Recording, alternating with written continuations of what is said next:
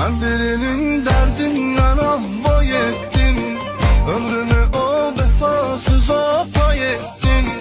Benim için ağlayan göze ne oldu? Diyemedim ahır bize ne oldu? Ben de birin sevibim melek sanardım.